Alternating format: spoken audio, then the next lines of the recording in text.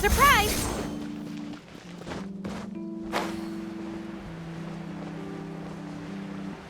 Hey, isn't that Charlotte? We're always running into... I see. So you believe that this warning letter was sent by the Phantom Weasel? Absolutely. I've said it before and I'll say it again. The Phantom Weasel never acts as you expect. He must have faked his own death 10 years ago using a body double. Now that he's back, I'm sure the guards who worked on his case back in the day are in for a headache, but however this turns out in the end, the one thing it won't be is boring. Couldn't agree more. As a journalist, I'm gonna get a lot of mileage out of this one. Thank you, sir, for your time. Now, whom should I interview next? Huh? Hey! What a coincidence! Fancy meeting you here. Perfect timing. So, the Phantom Weasel's latest warning letter. What are your thoughts? Yeah, this is the first time we're hearing of this one. Could you clue us in? Huh? Oh, sorry. Yes, this case is from a decade ago. I guess you wouldn't know about it. Well, not to worry. You're in good hands because I'm a professional. The story goes like this. 10 or so years ago, a phantom thief became active in the court of Ffontein. Known only as the Weasel, nobody knew his true identity, and the authorities never managed to catch him. Wow, cool! He sounds like one of those mysterious night burglars that you read about in novels. Precisely. Well, except the part where they actually have a good reputation. Our Weasel targeted whatever people held dear, and no one was safe from his predations. He would just as soon steal a necklace from a rich merchant's safe as he would a toy doll given to a commoner child for their birthday. I know. The phantom thieves you read about in novels rob the rich to pay the poor, but this guy did not discriminate. Unsurprisingly, this didn't work wonders for his public reputation. Every man and his dog wanted to see him behind bars. Yeesh. So, did they catch him? Not exactly. There's a good chance that the Weasel would still be at large to this day if it hadn't been for an accident 10 years ago.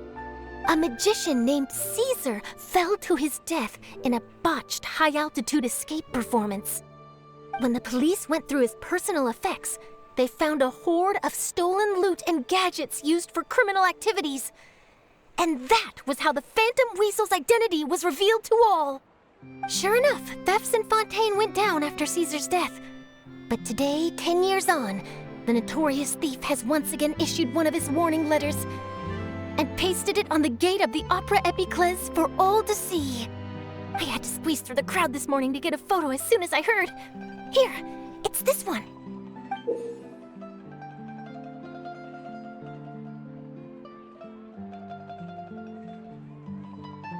So, this is the warning letter, huh?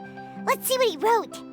3 days from now, when evening falls, I shall take from you that which you hold most dear at the Opera House, just as you did to me 10 years ago. This is, without a doubt, a clear declaration of criminal intent. After years of laying low, the Phantom Weasel is back with a vengeance. What once seemed like an open and shut case has been blown wide open again. But why has he reemerged now, and what does he want? I sense an epic scoop, and I'm going for it. Uh-oh. If this thief will steal anything that other people value, does that mean even we might be targeted? Aww. But Paimon doesn't want to get kidnapped. Well, he'd have to go through you first. You would stop him, right? Okay, the people have spoken. It's clear that the public are very concerned about the Phantom Weasel's reappearance. Let's see, I've got a photo of the letter, my interview notes. Yep, that should be enough to form the skeleton of my article. It does feel like something is missing, though. Something exclusive. Who should I interview next? I need someone with a more concrete connection to the Weasel. Is that who I think it is? Linny!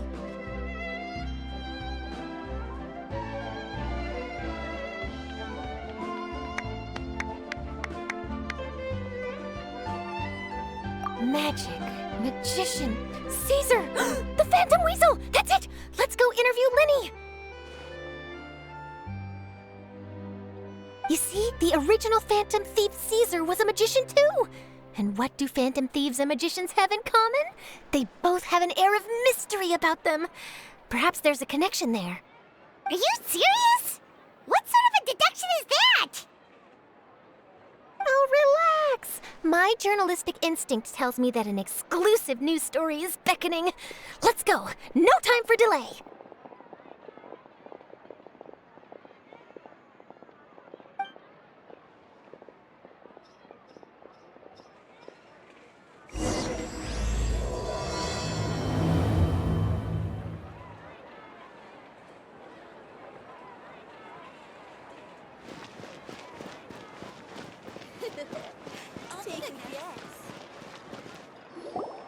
Wow, Mr. Magician! How did you know which card I picked? Oh, it's simple. Come closer and I'll let you in on my secret. Magicians have a special skill called telepathy, which means we can read other people's minds. Really? Then, what am I thinking now? Well, first you need to relax, because I can see that you're clenching your fist in your mind, as if to say, no, I mustn't let him guess it. Aww. And now you're getting a little flustered. You're trying to find a way to empty your mind, to think of nothing at all. But the more you try to hide a secret, the easier it'll come out. You snuck out from home today, didn't you? You told your family a little lie so you could come out and play. Now, that's not a good habit. You can tell? Oh boy, you really can read my mind. Of course. Oh, and that's the end of my performance. You should really be heading home. Remember to apologize to your family, all right? They must be worried about you. All right, got it. Bye, Mr. Magician.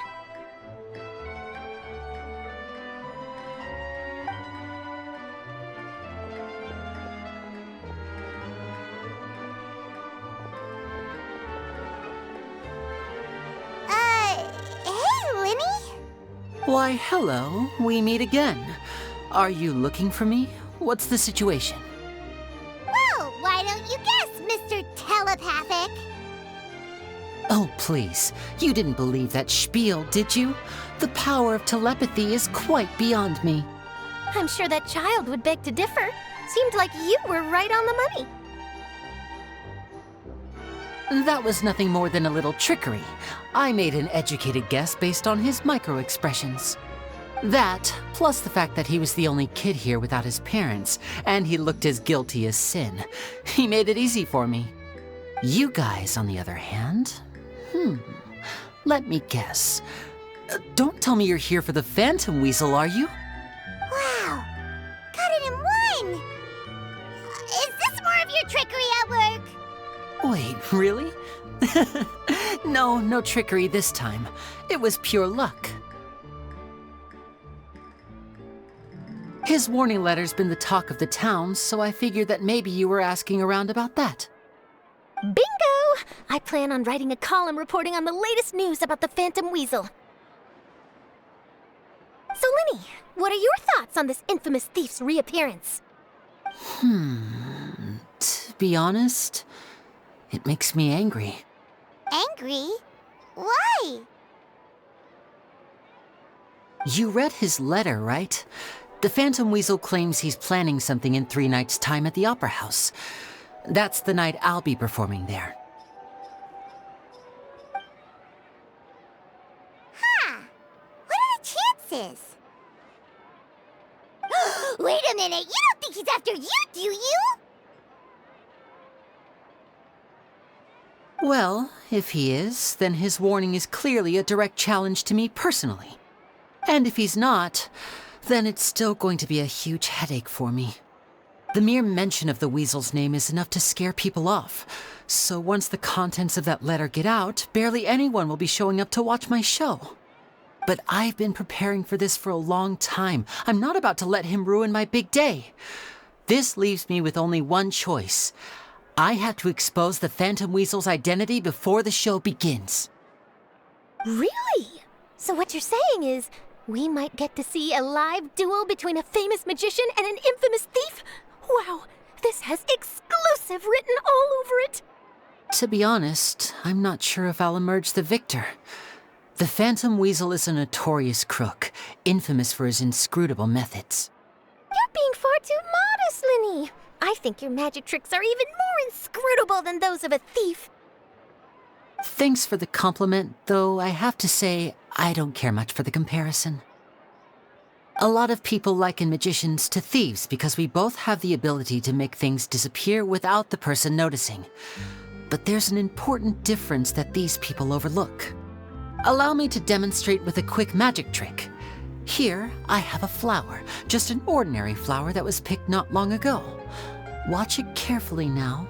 3, 2, 1. It's gone! That's the question. Where did it go? Therein lies the difference between us. Thieves make precious things disappear, but only magicians make them reappear.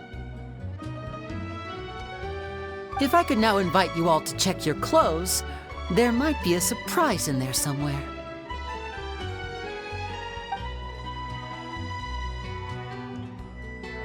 A surprise? Let me see!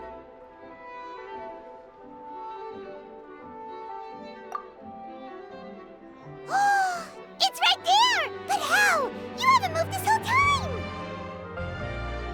What an outstanding trick! Sorry, Linny, it seems that my previous praise was woefully inadequate. Clearly, magic is the superior art form to theft. Don't worry, I didn't take offense. I just wanted to take the opportunity to perhaps change some of the preconceived notions you might have about magicians. Since Caesar's death, a lot of people associate magicians with criminality. It can be quite frustrating. I can imagine. Coming back to your trick just now, might I presume that you are well versed in floral symbolism? For example, magicians often use rainbow roses in their flower-related performances to represent passion and romantic encounters. But you used a Lumidu spell, which, if I'm not mistaken, allude to separations. I'm curious to know if there was any deeper meaning behind this choice? Impressive knowledge. It's no wonder you're such a successful journalist. But I'm afraid I don't know the first thing about floral symbolism. I'm just in the habit of using Lumidu spells in my magic. It sounds like something I should look into, though. I'll buy myself a copy of Fontain's Floral Language Facts when I have some time.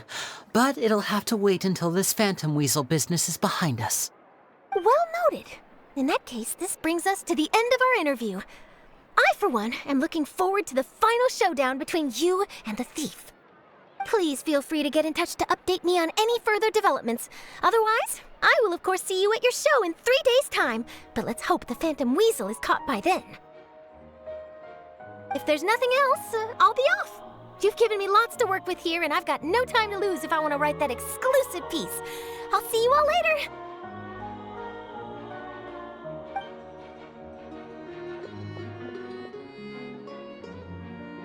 So, Linny, are you gonna tell us how you did that flower trick now?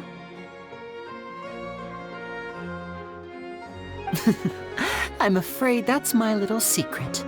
Aww. Well, magicians are entitled to their secrets. But Paimon's really itching to know how it's done. You feel it too, right? So itchy. Not so itchy then, huh? Well, since you're so concerned, how would you like to serve as my temporary magician's assistants and help me investigate? Magician's assistants? Oh, that sounds fun! Assistants are technically magicians too! Also, it'll bring us one step closer to figuring out how that darn trick is done! Shall we go for it?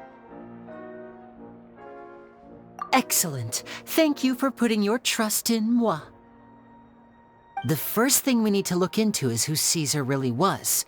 If he truly was the Phantom Weasel, that means that the weasel is dead, and whoever wrote this warning letter is just a copycat criminal. But if he wasn't the weasel?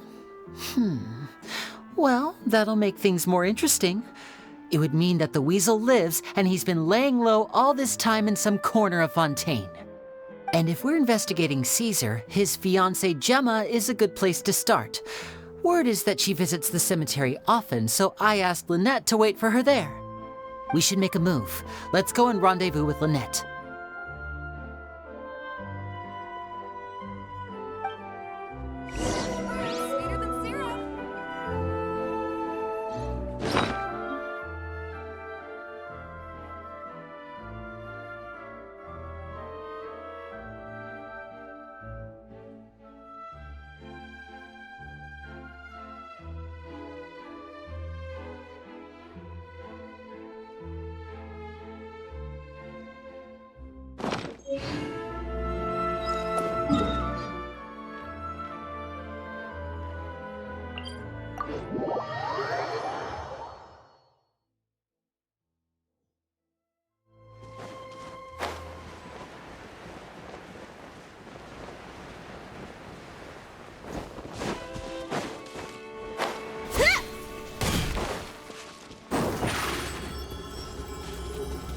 Step on up!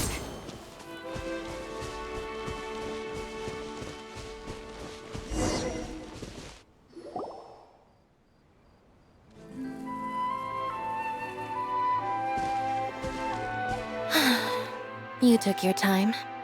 Sorry, I bumped into the Traveler and Charlotte en route, and we ended up chatting for a while. It's been a while, Lynette. We're working as Linny's temporary assistants in the investigation of the Phantom Weasel. Thank you. It's good to have you helping. So, what's the situation? Have you seen Gemma? Nope. I've been here a while, and she still hasn't shown up. How bizarre. Maybe it was bad intel. Well, we won't get anywhere by standing around waiting. Traveler, Paimon, let's go ask around.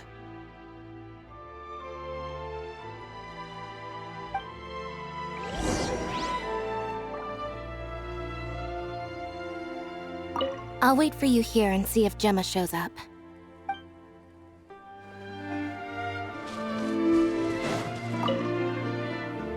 Excuse me, good sir. Do you by any chance know a Gemma?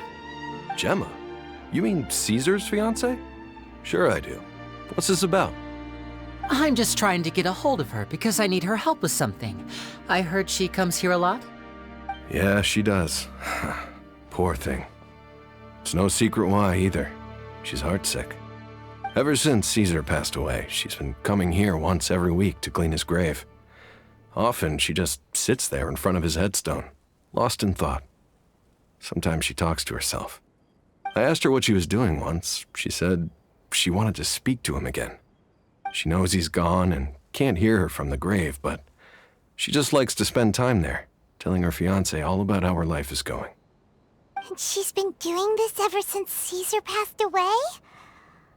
Oh, so 10 years. Wow.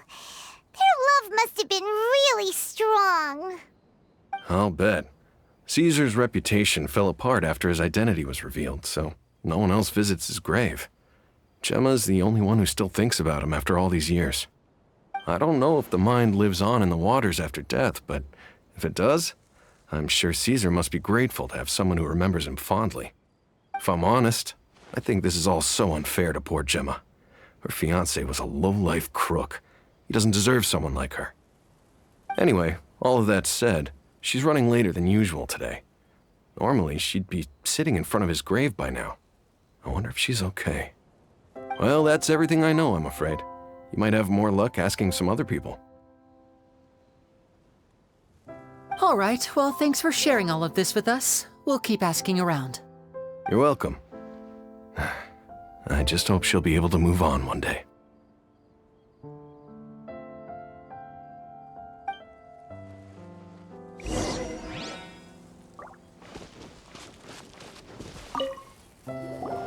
Did you hear the news? They're saying the Phantom Weasel's back. You're kidding.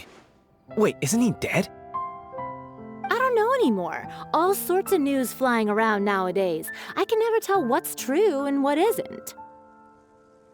But what if, just hypothetically, I mean, what if this weasel's the real deal and Caesar was framed? Called it. Seriously, 10 years ago, on the day it all went down, I said to myself, you know what? This guy's been set up. The Caesar I knew was a good guy. He gave balloons to children on the street, for Pete's sake. What, are we supposed to believe that he was a balloon thief or something? Give me a break. Oh, please. Weren't you the one cursing his name to high heaven when the police announced the news? You were all, oh, that gosh darn lousy son of a, you think you know a guy, or words to that effect. Wait, did I say that? I don't seem to recall. Hello there. Sorry for disturbing you, but I couldn't help but notice you were discussing the Phantom Weasel. We're actually quite interested in this topic as well, but we're struggling to get to the bottom of it. Do you think you could spare a moment to tell us a little bit about Caesar? You've come to the right people. Yep, I was there. Back when Caesar used to perform magic tricks on the street. He was a great magician. The best trick I ever saw him do was pop a transparent balloon, only for a whole bunch of doves to fly out from the inside. I was right up close and didn't blink or look away once. But for the life of me, I still don't have the faintest clue how he pulled it off. Really incredible stuff. I saw him perform too. He always used to bring some gifts along for the kids who came to watch his show, and he'd hand them out after he was done. Sometimes he even got the kids to write their wishes down, and then he'd make the items on the wish list appear in his next show. Huh. He doesn't sound like such a bad guy. But after he died, there were also rumors that he used the wish list to find out what was precious to people, with the intent to steal it later. As I'm sure you know, the Phantom Weasel would steal just about anything from anyone. Whatever the case, now that the Weasel is back, Caesar's become a hot topic once more. I bet Gemma must be pleased. If Caesar's name gets cleared, maybe it'll finally give her some solace after all this time. No, speak of the devil. That's her over there. If you've got any more questions about Caesar, she's definitely the one to ask.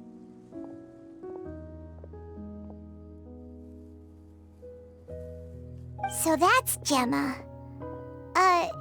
Is it just Paimon, or does it look like something's wrong? Wait, it looks like she's injured. Come on, let's see if she's okay.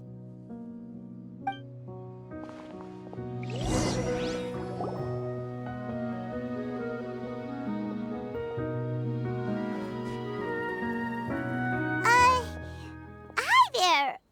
You're Gemma, right?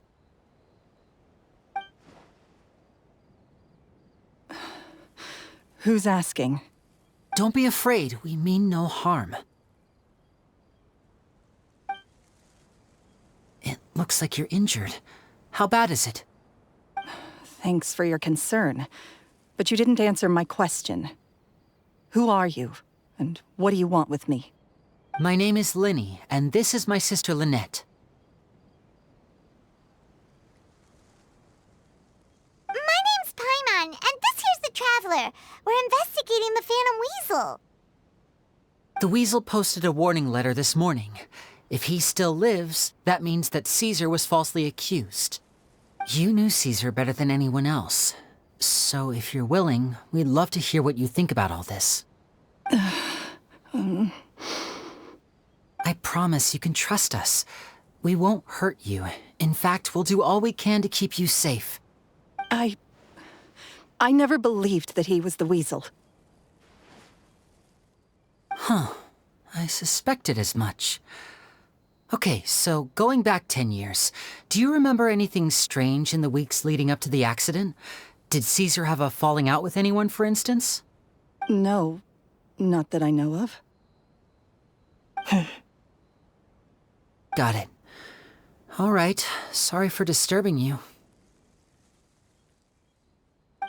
If you don't have any more questions, please leave. I want to be alone with him.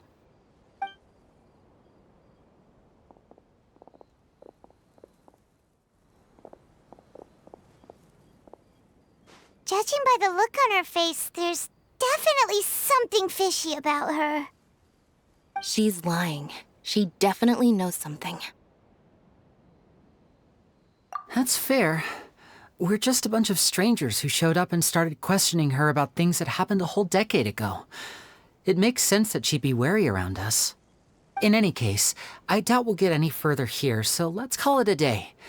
Meet me outside Hotel de Boer tomorrow, and then we'll start the next step of our plan.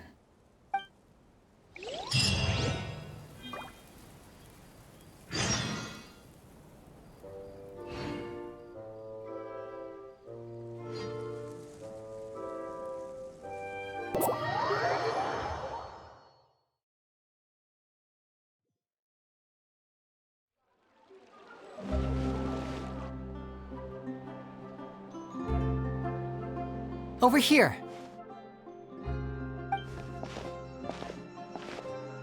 Lynette's not joining us today? I've had her follow Gemma and see if we can make any inroads with her. They should be at a cafe right now. Still, I don't think that Gemma's likely to open up to us. So, we need a contingency plan.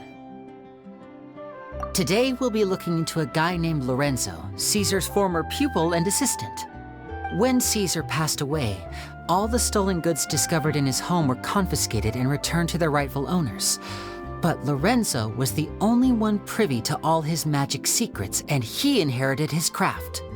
Before long, Lorenzo was the next big magician in town, his fame surpassing even that of his master, and it made him very wealthy.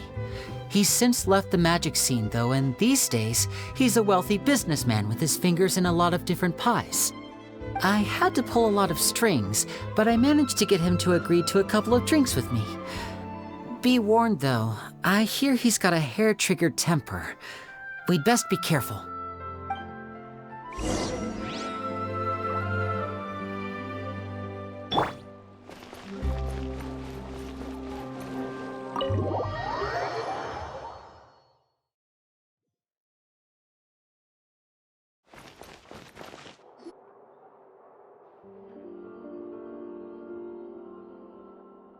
You neglected to mention that you were bringing 2 other people with you. My apologies. These 2 are my assistants. When they heard that I was meeting with the former magic maestro himself, they begged and pleaded with me to bring them along. And if it's no trouble, a couple of autographs would really make their day. Oh, forget the pleasantries, just sit.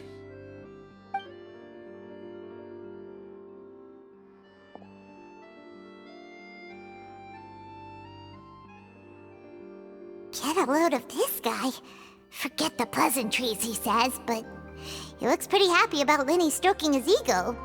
I only agreed to meet since we're both magicians. Do me a favor and cut to the chase. I have more important things to do than drinking. Much obliged, sir. As it happens, the matter I want to address is also related to magic. Yesterday morning, a warning letter from the Phantom Weasel appeared on the entrance to the Opera House. He claims to be planning something for the same evening that I'm scheduled to do a magic show there. As such, I believe that I may well be his target. I have to get to the bottom of this to ensure that my show can go ahead as planned. Naturally, any investigation into the Weasel starts with a few questions about Caesar, who... What is there to investigate? Caesar was the Weasel and he's been dead for 10 years. So what if some sick creep thought it'd be funny to write a warning letter? It changes nothing. Are you trying to tell me you actually bought it? Please, sir, no need to get so worked up. I do concede that a copycat is but one possibility. Possibility? It's a fact, Lynni. Look, my patience is limited, so listen carefully while I'm still willing to put up with you. The Weasel is dead. Period. Everyone knows that, so do yourself a favor and quit this investigation. It'll lead you nowhere. Look, if this affects your magic show in any way, I will personally compensate you for any losses. Oh, sir, I'm honored, really. But this isn't about finances for me. My pride as a magician is what's at stake here, Lorenzo. Copycat or not, this person has thrown me the gauntlet, and I must meet their challenge head on. Your pride? Don't mince words with me, boy. Just tell me, what exactly are you seeking to do? I want to find out the Phantom Weasel's true identity. I have to know for myself what really happened 10 years ago. What would that accomplish? And what do the events of 10 years ago have to do with you, anyway? Look, you of all people should know that a magician never reveals their secrets. And in any case, dead men don't talk. So if you really care about your magician's pride, then you'll forget about Caesar and move on. Uh-oh. This is getting awkward. Lorenzo? Is that? Oh, it is you! I know that big, booming voice anywhere. What's up, my man? Want to grab a drink with me? Another day, I'm busy.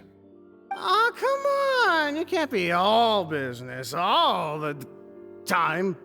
You know what they say? Live fast, die young. You gotta learn how to kick back and relax once in a while. If I wanted your life advice, I'd ask for it. Now get out of my face and go be drunk somewhere else. Sorry, my good sir. I don't believe I've had the pleasure. Oh, hey! Edmondo. He and I are business pals. We worked together a bunch of times. This is your first time meeting him? Oh, he's always like this. Foul-mouthed and hard-nosed. Never heard a kind word out of this guy the whole time I've known him. And he wonders why he can't get a girlfriend, despite being, what, pushing 40, 30, something? Anyway, point is, a lot older than when he first got rejected by the girl he was into. And he's still into, from what I hear. Shut up and get out of my face. Another word out of you and you can forget about doing business with me ever again. Do I make myself clear? Sorry, I may have had a little too much to drink. All right, I'm gonna leave. Don't work too hard.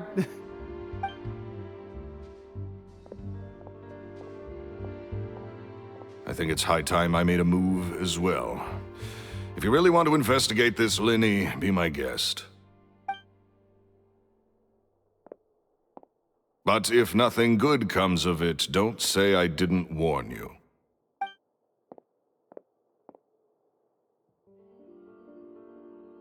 Well, that fell to pieces in a rather spectacular fashion. Any thoughts? Totally. And what was all that about compensating you for your losses? Why would someone you just met make an offer like that? He's gotta be hiding something. And not like Gemma. She was a little suspicious, but this guy's definitely covering something up. I think so too. We need to look into Lorenzo more closely. That guy Edmondo seems to know a thing or two about him. He only just left. Let's see if we can catch up with him.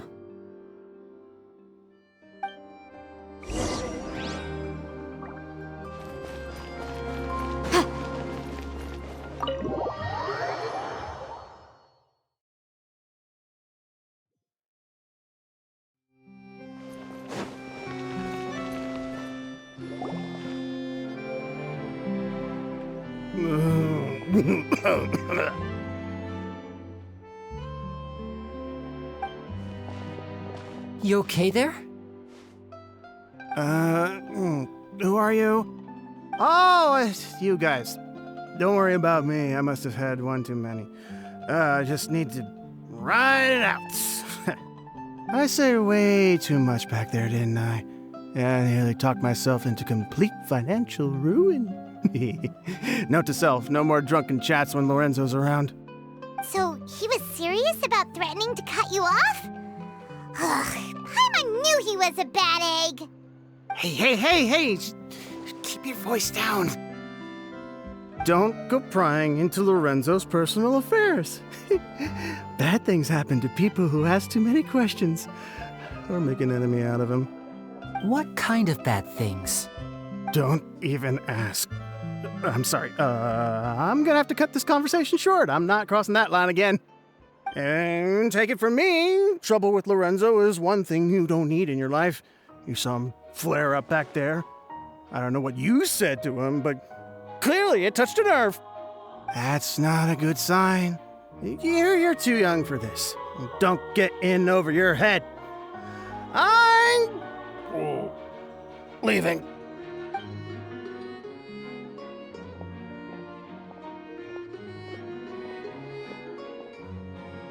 And there he goes. What do we do now, Linny? Shh! I think we're being watched. Someone was listening in to our whole conversation. Don't say anything and don't look back. Any altercation in the city will attract the guards. We'd better take this elsewhere.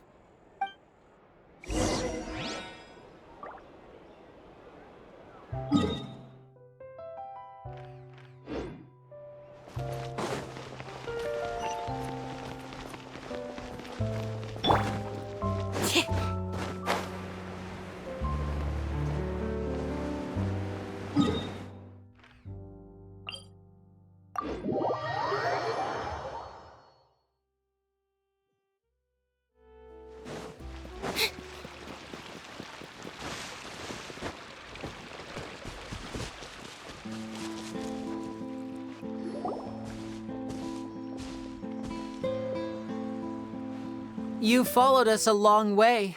Why don't you come out and introduce yourselves?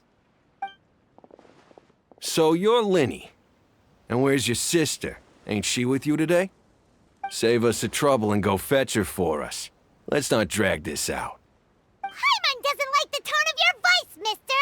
Who sent you, huh? Save your questions, missy. You ain't gonna need answers where you're going. Capiche? Looks like we can't avoid this fight. Now, I'm not the strongest fighter, so I hope you're ready to back me up. Don't worry, we got this!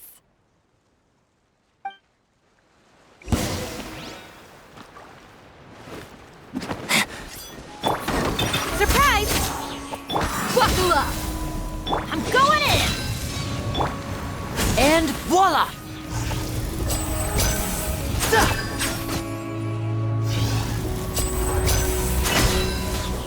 I'm fine.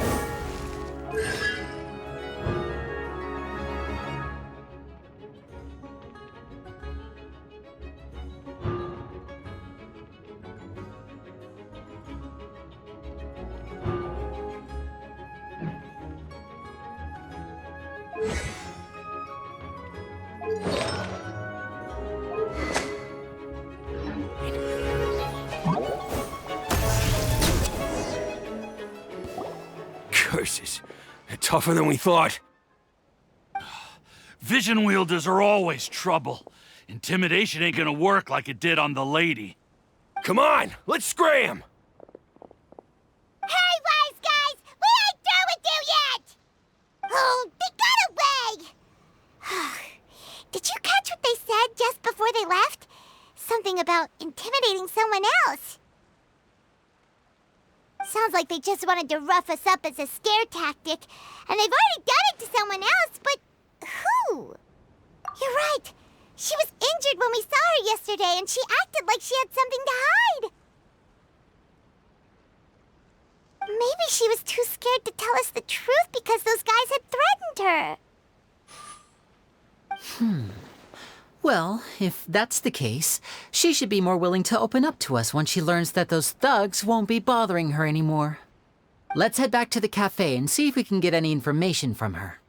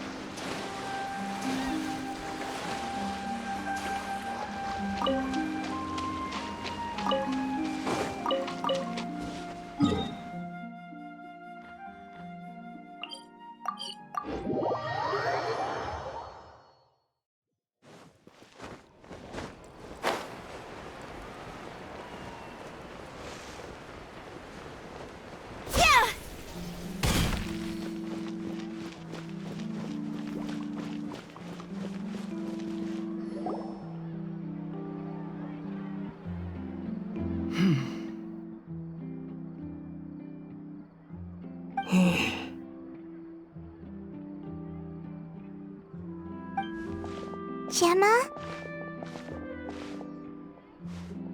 You again. What is it this time?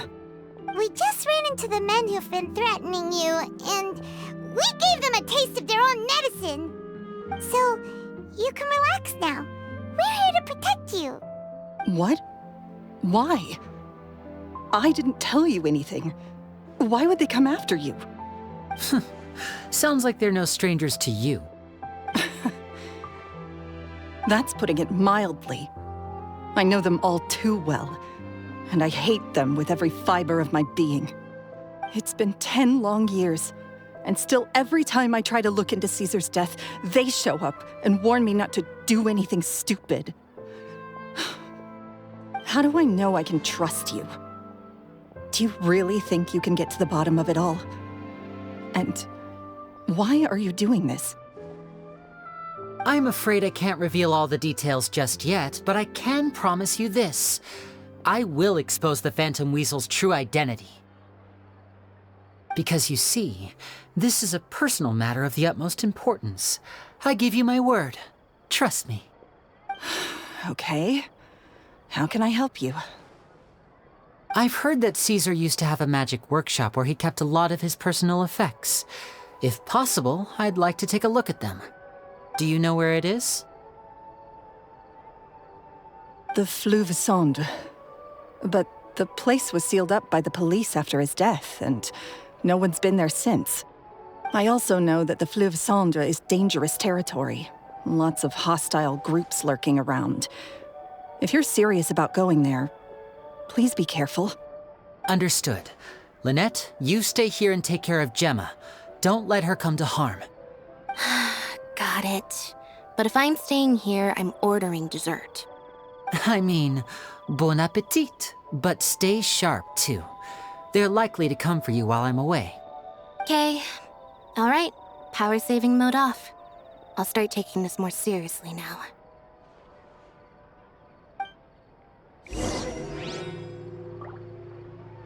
Whatever you do, please be careful. If anything happens to you because you're investigating Caesar, I'll never be able to forgive myself. With me here, nothing will happen.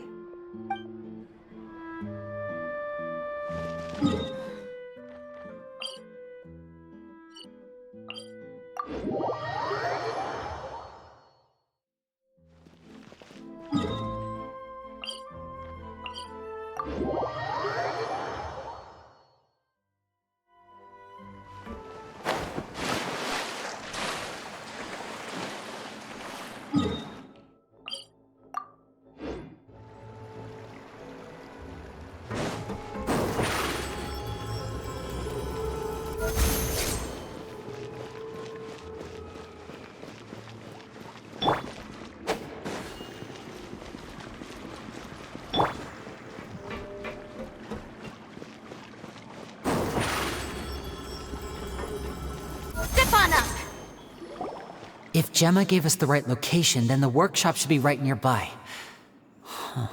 Looks like these boxes are blocking the entrance. Let's shift them away first. There we go. It should be just down here.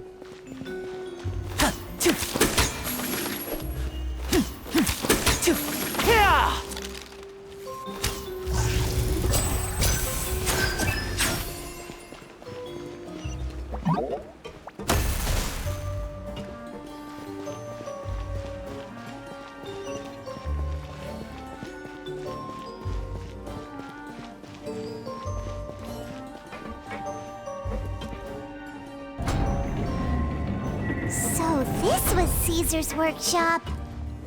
Nothing suspicious here, just normal magic props. Let's head in further.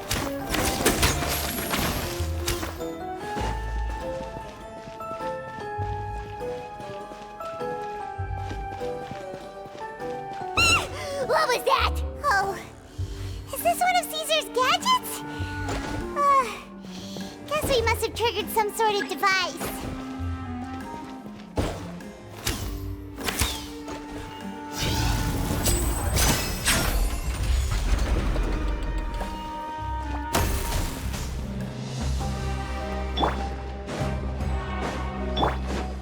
Look alive!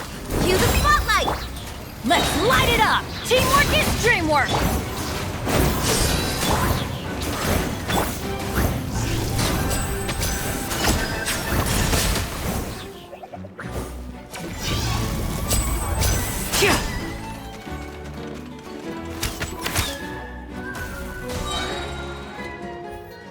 Whoa.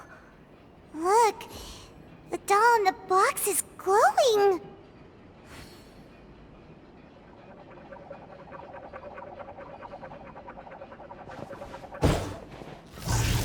There's something written on the card on this doll. Let's take a closer look.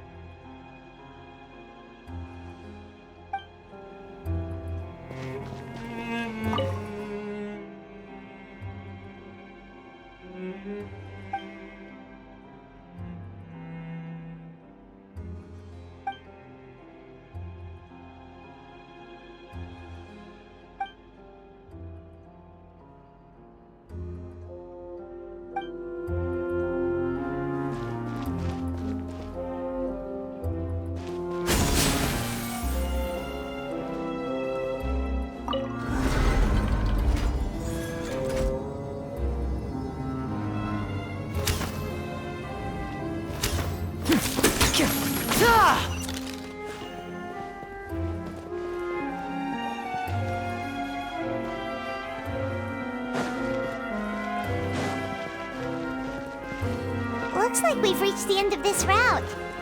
Shall we try a different one? These magic boxes are moving. What do we do? One of them looks different from the rest. Let's investigate.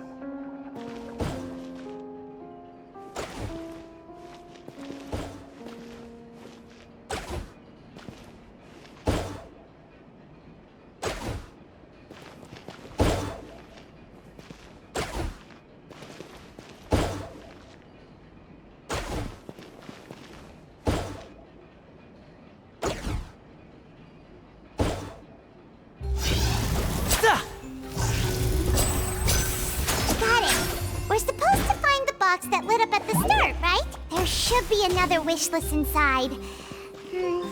Let's keep trying.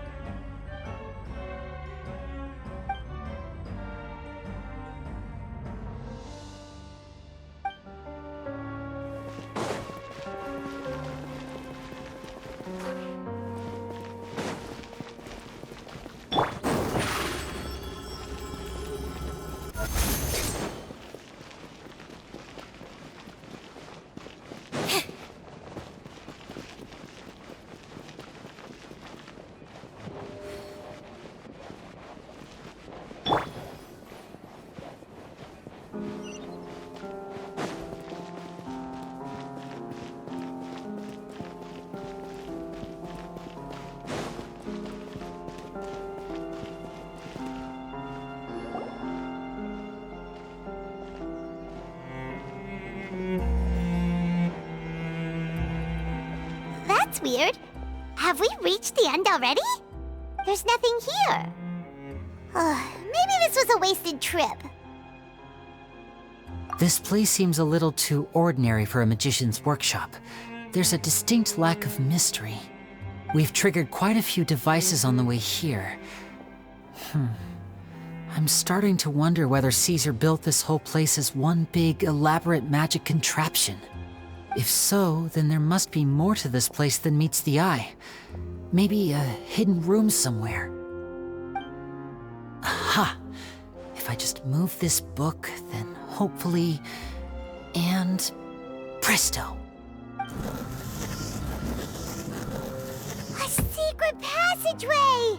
How did you know? I'm a magician too, and apparently great minds really do think alike. Looks pretty big inside. Let's head in and take a look around.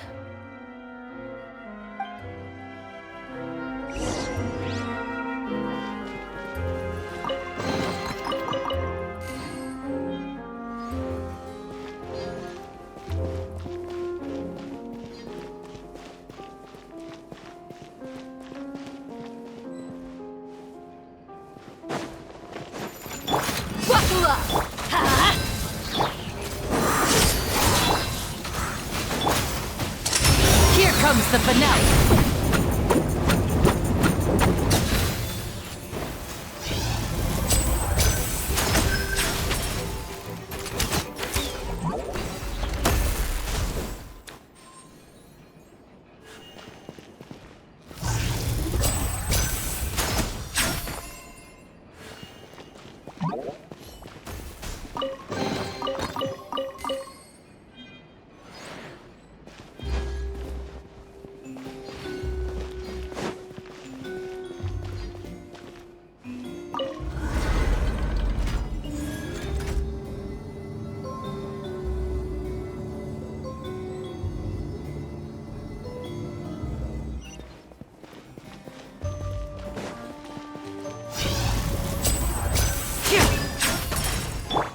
Let the magic begin!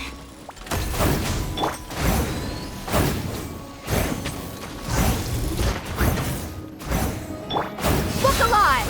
Everybody stand back!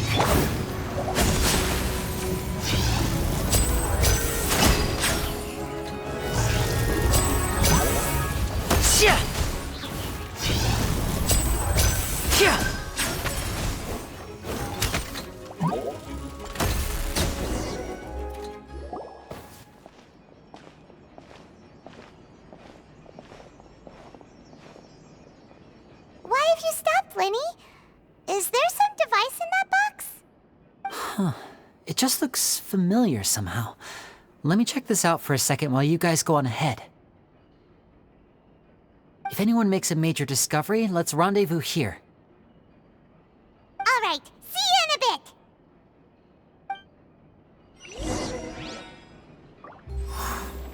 The placement of this device inside. If I remember correctly...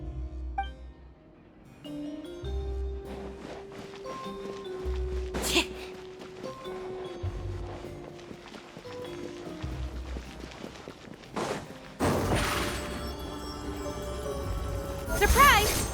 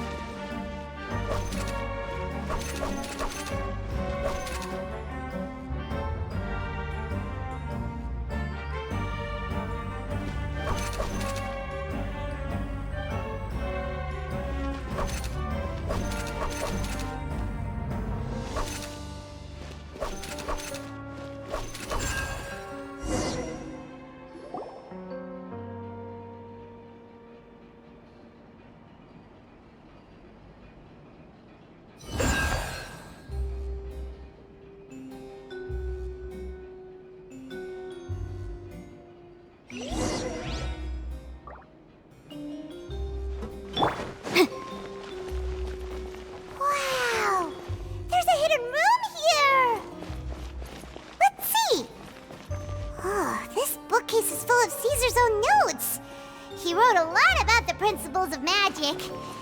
Whew. Much too advanced for Paimon. Hey, look! Is that Caesar's diary on the table?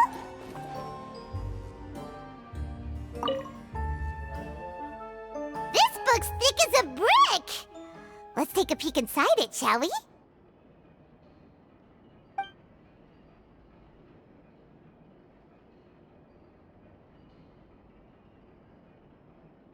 At one of my shows a few days ago, a child asked me how I pulled candy out of my hat.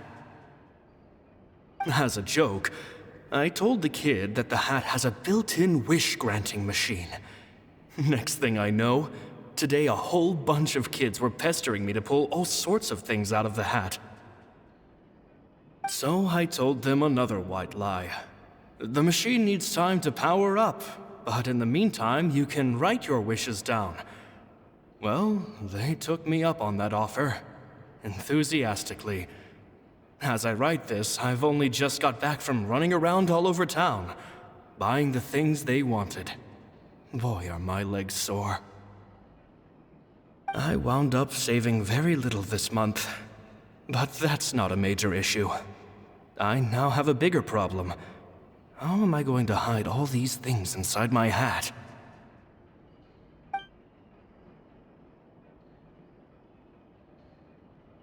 Two children came to talk to me after today's show. I don't know why they were out on their own. They looked much too young to be unsupervised. I do hope they got home safely. Anyway, they said that they wanted me to teach them how to do magic. It's not uncommon for children to ask this, of course, but I've never seen any of them as serious about it as these two. I told them that learning magic is very hard work. But that didn't faze them at all. It's like they already knew. They seemed so committed. I couldn't turn them down.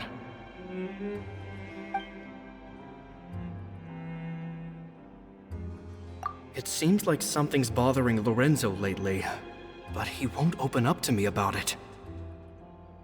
Surely he's not upset that I agreed to teach those two children. I'll have to talk him around. I have a good feeling about those kids. They're naturally talented, and it seems like they're not new to the world of magic. They have all sorts of fantastic ideas. All I'm really doing is helping them develop a more professional standard training plan. They wanted to call me Master, but I told them they absolutely mustn't. Any magician worth their salt could have taught them what I have. They're the geniuses here. Compared to them, I don't deserve to be called any sort of master. With time, I have no doubt that they could become far greater magicians than I.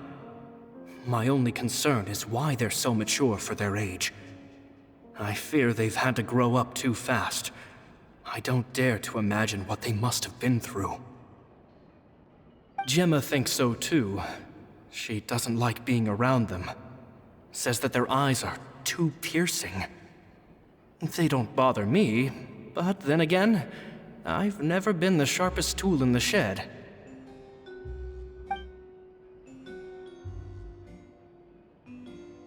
It's nearly time for me to go on tour. I asked the two kids if they'd like to come with me, but they shook their heads. I once overheard them talking about their father and their mission. Sounds like their parents have other plans for them. I guess we'll be parting ways soon. It's only been 10 days since I first met them, but I think that I've gotten a feel for their personalities now. They're very tough, but also very cautious, and they trust no one but each other. This, I fear, is not a good habit to have. They hide things from me too. For example, when I asked them where they live and why they wanted to learn magic, they lied. That's the thing about children.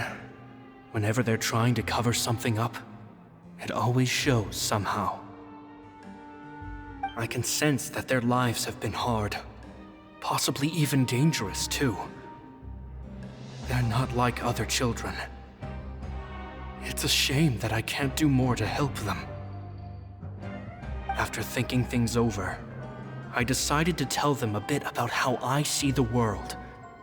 It's full of lies and falsehoods, and that is why we must find our own truth. P.S. I hope they won't find my nagging annoying. Children are so opinionated nowadays. Will it do them more harm than good for someone they've only known 10 days to lecture them like that? P.P.S. Maybe I'm overthinking this. Children aren't interested in grand philosophies. It probably just went in one ear and out the other. I bet they've already forgotten every word I said. Oh, Caesar, Caesar. Just mind your own business next time.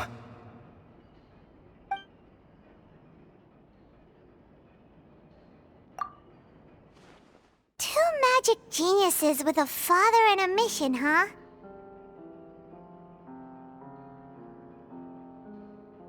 Sounds a lot like he was writing about Linny and Lynette, don't you think? So did they meet Caesar when they were kids? Let's go ask Linny!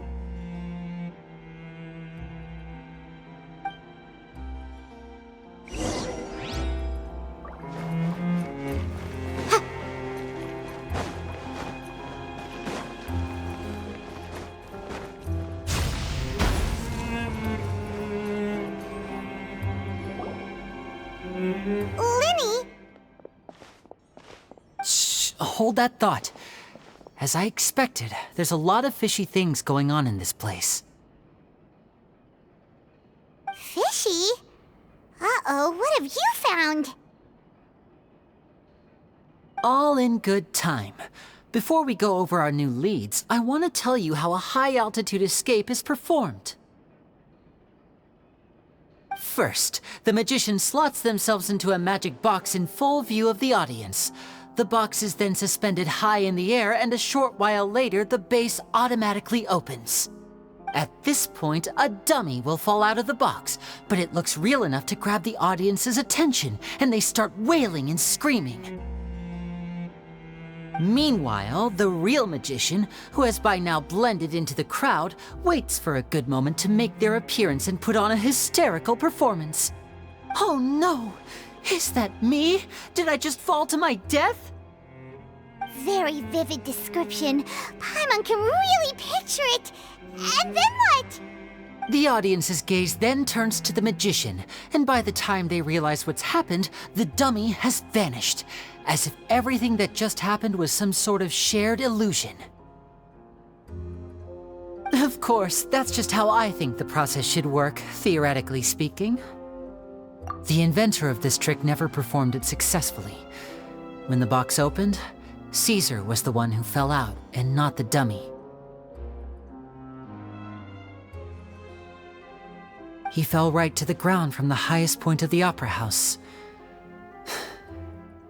No one could hope to survive that fall, not without a vision at least.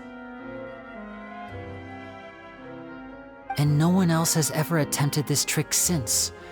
My understanding of how it works is just based on what I could gather from his notes and the relevant gadgets here in his workshop. So Caesar's famous high-altitude escape has never been done, huh? Paimon was about to say how cool it would have been to see it in person, but if it's that dangerous, it's probably for the best that no one else tries to do it. Wait a second. So if a dummy's supposed to drop out of the box, then where does the real magician go? How does he get out? Glad you asked. That brings us to the secret of said box.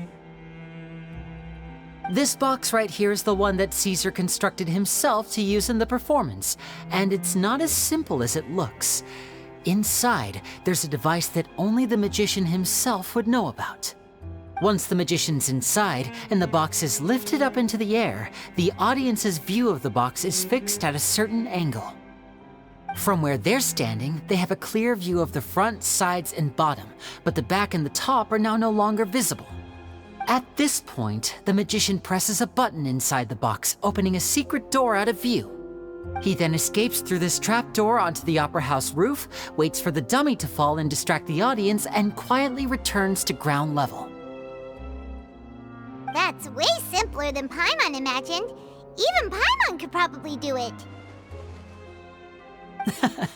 Well, there's a little more to it than that, of course. The hardest part of this trick is controlling the audience's mood and reactions. That takes an exceptional degree of showmanship.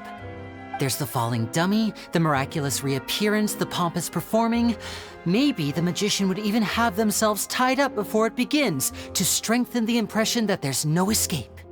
Many days and nights of careful research and painstaking practice would have gone into this, all culminating in a performance just a few minutes long, but one that still manages to transform the shock and grief of a tragic accident to the joy and laughter of a mesmerizing magic trick. Caesar was a highly accomplished magician. But unfortunately, even he didn't manage to pull it off. So, how did it go so wrong? You said you found some fishy stuff here. Have you figured out what really happened? I can make a pretty good guess. I looked into the case files. The magic box Caesar was using at the time of his death had the secret button I mentioned positioned on the right-hand side. And sure enough, he always used his right hand as his dominant hand in public. Okay, nothing suspicious there. But here's the strange thing. Most of the devices in this workshop have the mechanism on the left-hand side, including this box right here, which leads me to believe that Caesar was in fact left-handed. Because a magician can't afford to have their most basic habits stand out too much. People naturally focus their attention on the most important details of the task or situation at hand. But a magician needs to be able to redirect an audience's attention at will so as to avoid arousing their suspicion. The essence of magic is getting people to believe a lie. If even the truth raises eyebrows, the falsehoods become all the more difficult to mask. And so, Caesar trained himself to use his right hand to align with his audience's expectations.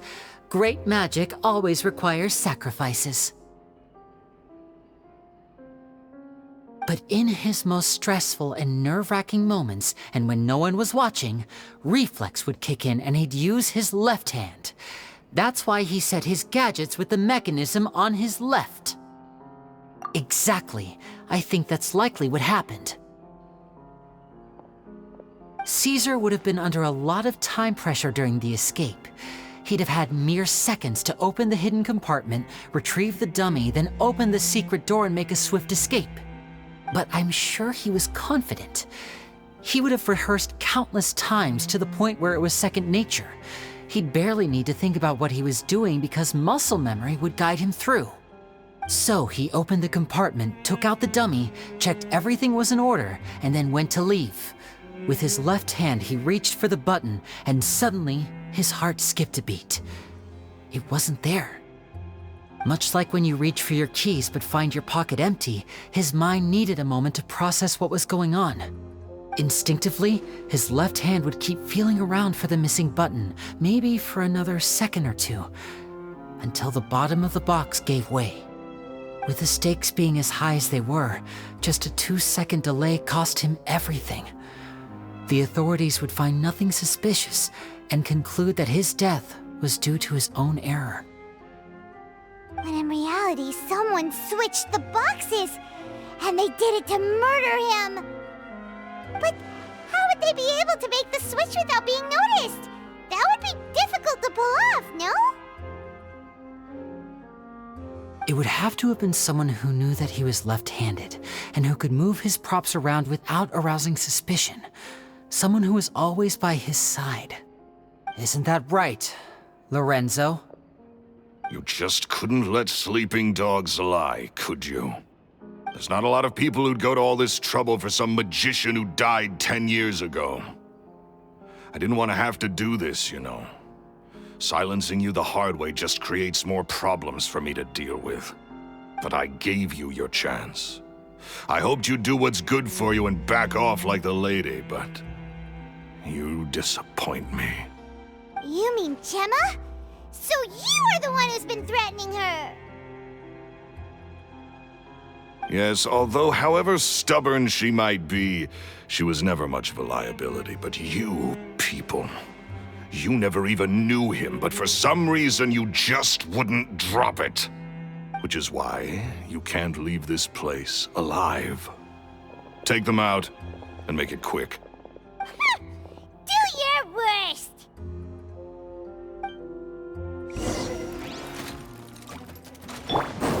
Step on up! Buckle up! Let's light it up!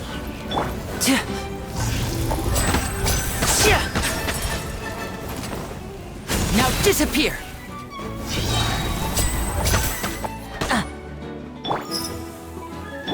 Teamwork is dreamwork! Let's get this show on the road!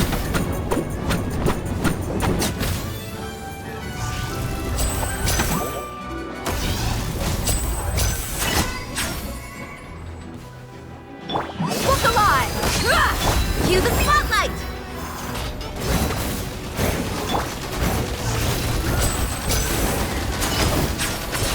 And voila!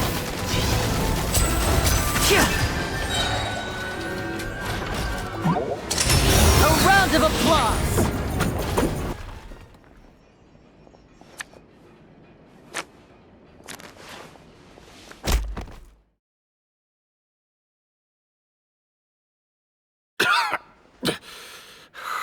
You kids are tougher than you look. Had enough yet, Lorenzo? Your cronies can't help you now. I think it's high time you started talking, and what I'd really like to know is, why did you murder Caesar? If I had a Mora for every time you said that man's name. Of course you idolized Caesar, everyone else did. But I was the real genius magician. Me! He was just an amateur who did cheap tricks for gullible children. I was the one who made magic into the fine art it is today. The aristocrats doffed their hats to me! So it was jealousy. Jealousy. Hatred, more like. I hated Caesar. All he cared about was his magic. He lived and breathed it.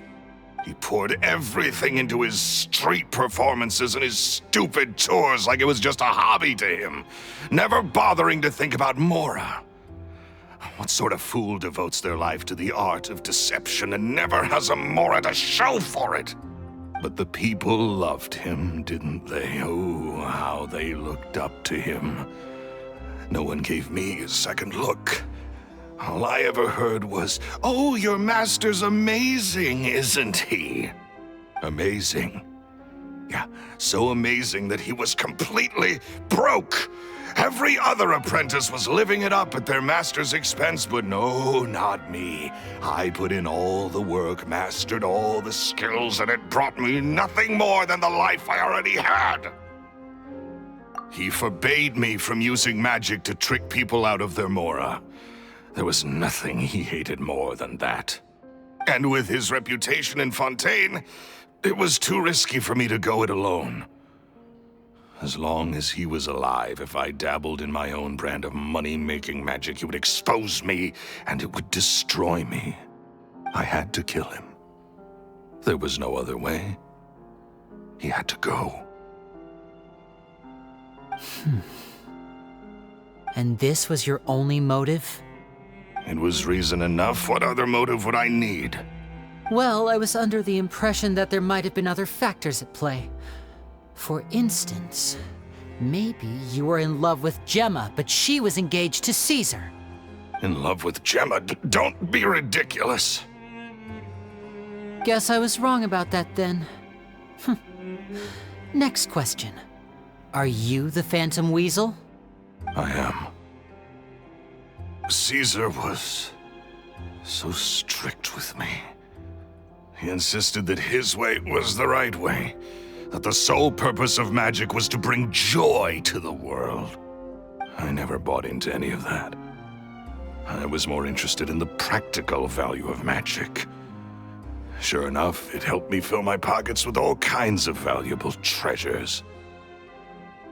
Oh, yeah! Charlotte told us that the weasel would steal whatever people valued, no matter how much it was worth. That's just how it looked from the outside.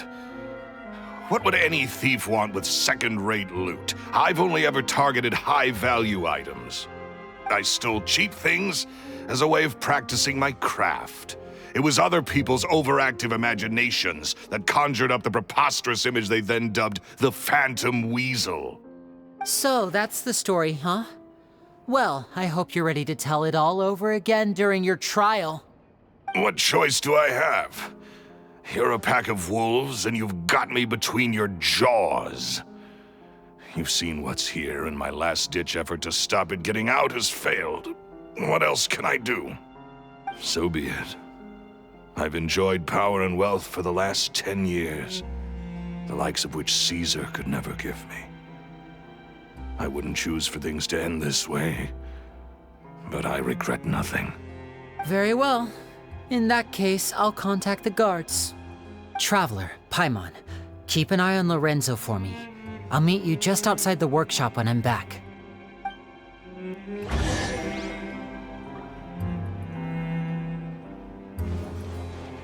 At least I can finally stop looking over my shoulder now.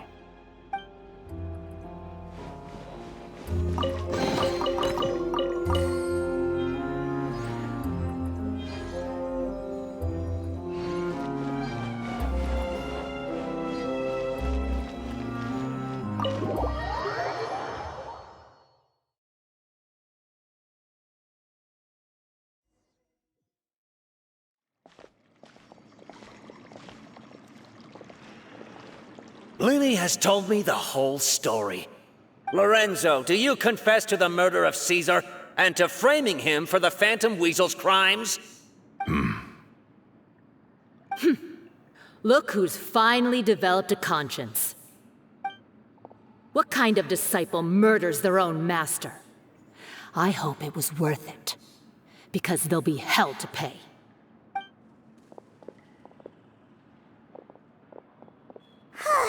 Looks like it's all over.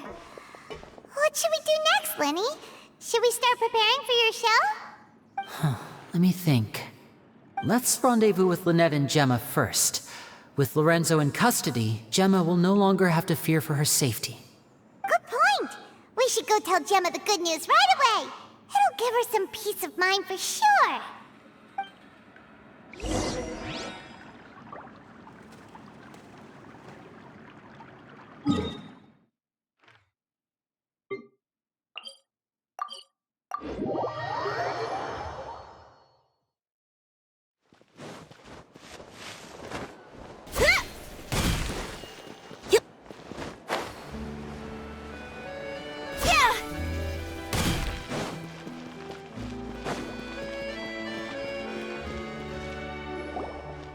Ah, you're back.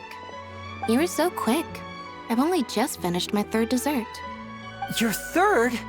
Lynette, come on, we've talked about this. Everything in moderation. You're not gonna have any room left for dinner now. It's fine. I'll shift to exercise mode and jog off the excess sugar. That's besides the point. Well, it's done now, but try to eat a more balanced diet in the future. Point taken. Did everything go okay? Of course! Lorenzo was no match for us. The guards are taking him into custody as we speak.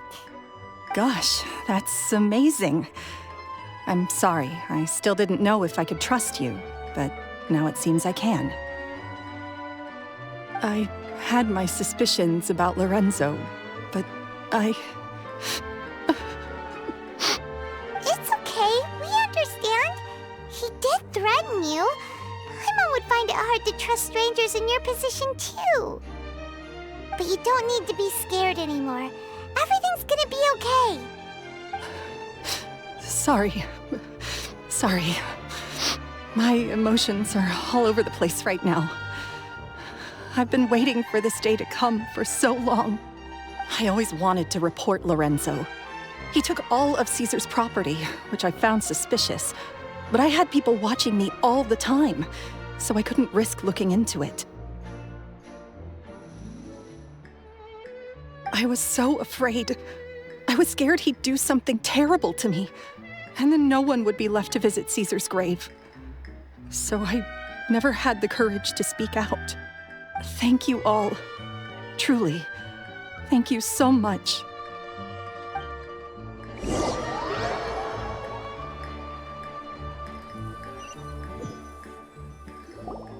Thank you all for clearing Caesar's name. I never would have guessed that Lorenzo was the real Phantom Weasel. He never showed any signs that there were problems between him and Caesar in public. From the outside, it looked like they got along great.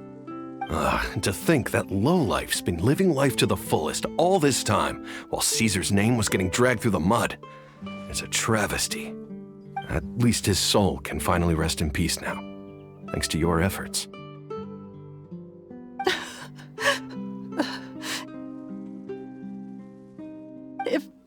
If only I'd realized before it was too late.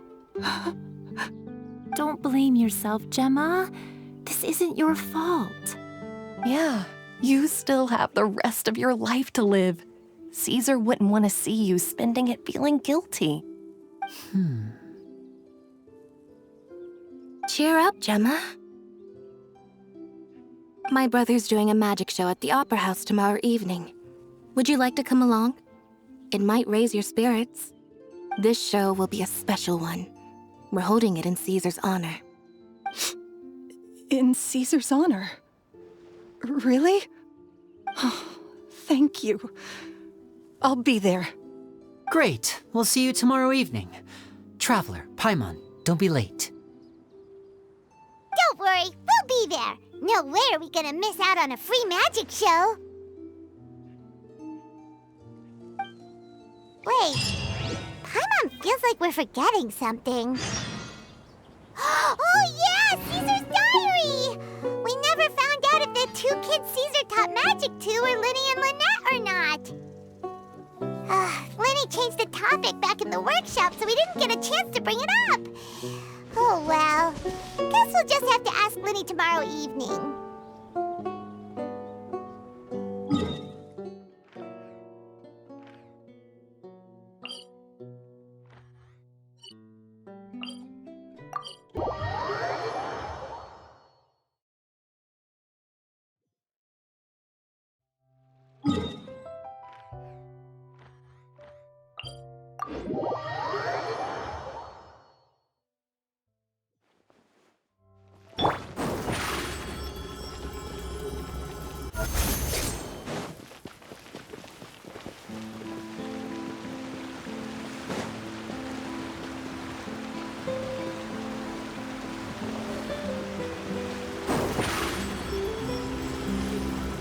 Surprise!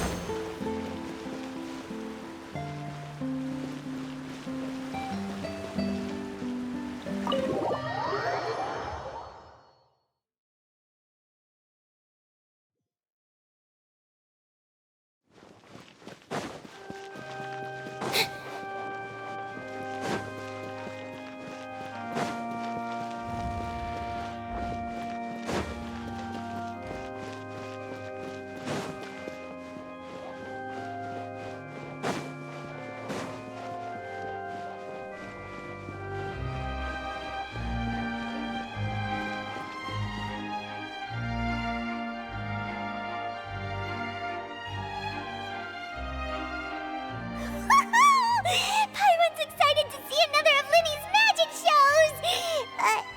Wait. Lynette, shouldn't you be on stage by now? Not this time. My brother's going solo today. So I'll be watching with you. Good evening, ladies and gentlemen. I hope everybody's ready because the show is about to begin. The great magician Linny has prepared a spectacular show for us all tonight, concluding with an all-new grand finale that no audience has ever seen before. Wow! A new trick! Thank you all so much for coming. Now, prepare to join me on a journey through the mystical and miraculous.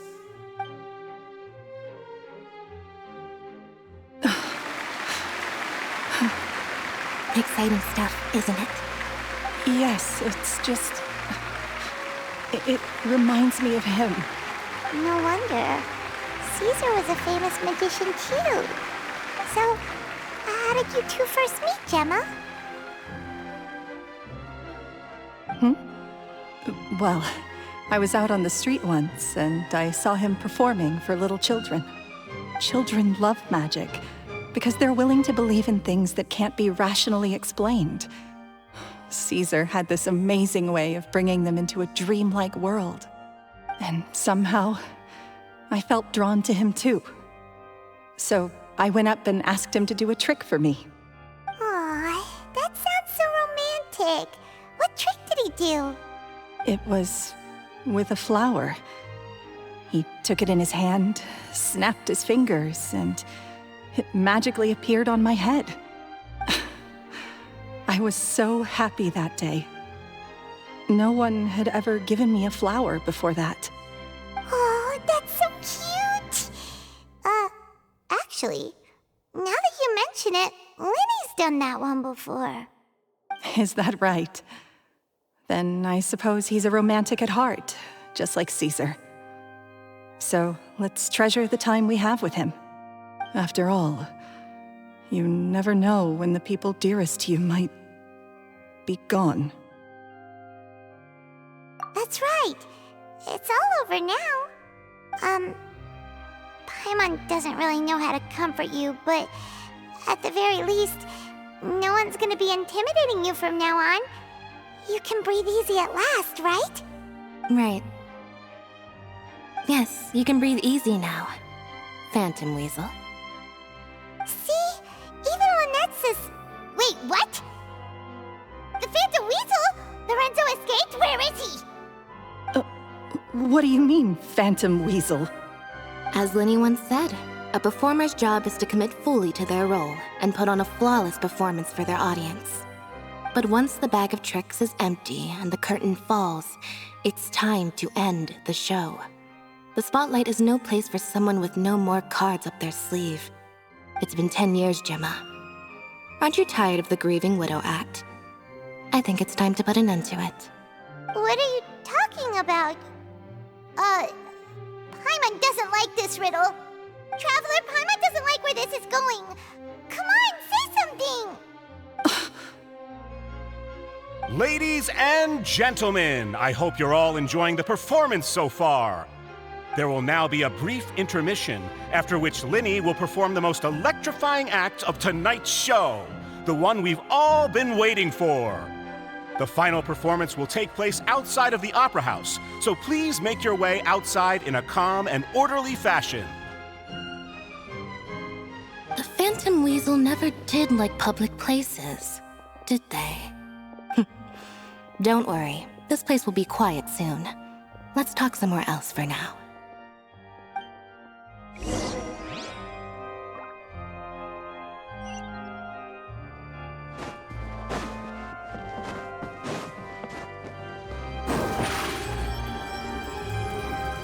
Step on us!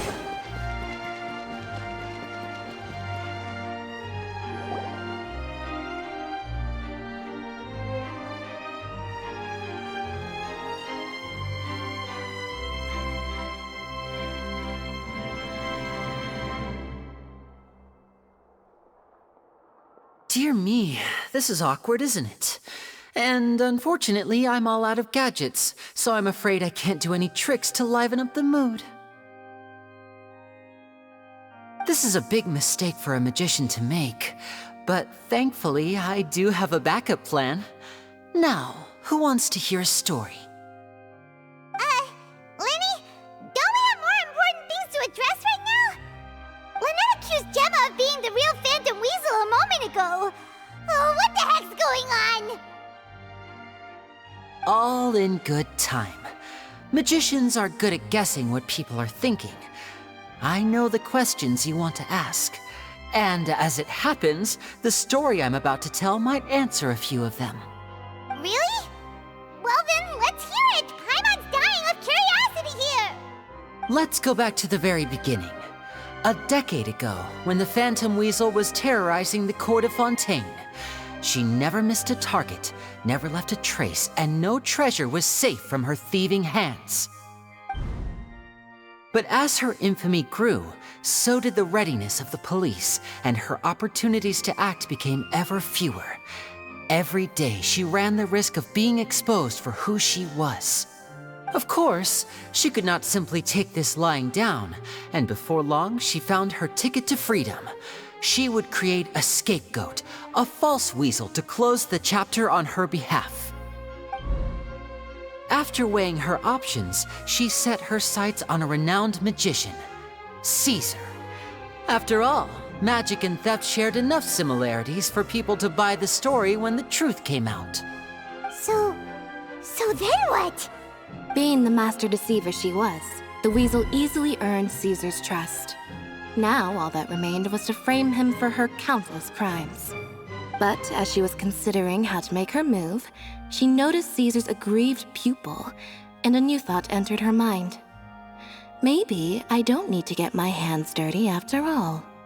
At her encouragement, Lorenzo tampered with Caesar's magic box, causing him to fall to his death.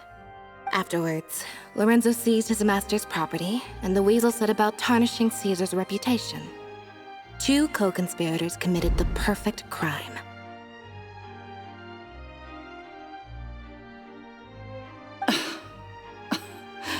I've got to hand it to you. You're both exceptional storytellers. It's enough to make even me wonder whether there was really another mastermind behind all this, pulling the strings. But I just have one question. You seem to think that I am the villain in this tale. What's brought this on, Lynni? Is it something that Lorenzo said? Don't worry, Lorenzo said nothing at all. But I never believed that he was the weasel, and in fact, my investigation only made me more certain of that. He was too forthcoming with his confession, as if there was something else he was trying to hide. How disappointing. So you'd sooner trust Lorenzo than me? Even without a shred of evidence? A magician is an expert at playing the audience to get the result they want. And I have no doubt that you, Gemma, are equally talented in this regard. With a little help from Lorenzo, you put on a very convincing performance. The lovesick fiancé, whose devotion to her betrothed is unshakable, even under threats of violence. Caesar was maligned and hated by all for 10 years, but you? Everyone sympathized with your plight. Who would suspect for 1 second that the lovely young lady always seen weeping in front of Caesar's grave was actually the mastermind behind his demise? No, not that poor lady. Perish the thought. Wait, so you mean the whole intimidation thing was just a hoax? Gemma and Lorenzo were both in on it? But why would Lorenzo agree to that? And why didn't he sell her out even at the end instead of admitting to being the weasel himself? Yes, why indeed? Maybe Gemma herself could enlighten us on that question. Well, Lynni, if you're so confident in your version of events, then I think the answer should be obvious. Having killed Caesar with his own hands, Lorenzo was plagued by overwhelming guilt. Revealing the Phantom Weasel's true identity would serve no purpose. But if the Weasel remained free, then she could take care of Lorenzo's loved ones. An excellent answer, though sadly a little dull. Is that right? Well, don't let me bore you. If you'd care to change the topic to something more interesting, I'd be much obliged. As a matter of fact, there's one thing I'd really like to understand. Why would the real weasel have targeted things that only have value to other people? Could you shed any light on that? Of course. After all, we're just telling stories here, aren't we? If I had to guess, I would say that the real weasel must have had a terrible childhood. Left to fend for herself after her parents died young. Betrayed, scorned, beaten. She'd scrounge waste paper from garbage bins to draw on, using twigs and dirt for lack of ink and pen. She'd sew ugly ragdolls from whatever scrap material she could get her hands on. This was her only source of happiness in life. But it was all she needed, and she was content. Until the world decided that even this was too good for her. Once again, she was betrayed. And this time, everything was taken from her. She felt like life was a miry pit that dragged her further down the more she struggled to escape. At that tender age, she should have been happy. Instead, she stood in the shadows and watched with envy as all good things in the world passed her by. This was a fate too cruel for anyone to bear. Her pain became a breeding ground for dark thoughts. Thoughts which festered and grew into a twisted solution to her troubles. I detest the happiness of others, in all its forms alike. I will rob them of everything they hold to be good and true, and it will fill the void in my soul. That's some pretty heavy stuff. Now it all makes sense. Does this story satisfy you, Lynni? Yes, it is quite to my tastes. Thank you for helping to clear up my confusion. Huh. That's right! What drove you to write that letter, Gemma? What were you trying to achieve there? Because without that, none of this would have ever come to light. She didn't write the letter. After 10 long years, I'd hoped that the Phantom Weasel would be consigned to the history books by now. But it seems like someone still wasn't ready to let her finally be at peace. Lynni. Or should I call you the Phantom Copycat now? You were the one who posted that letter outside the Opera House. But why?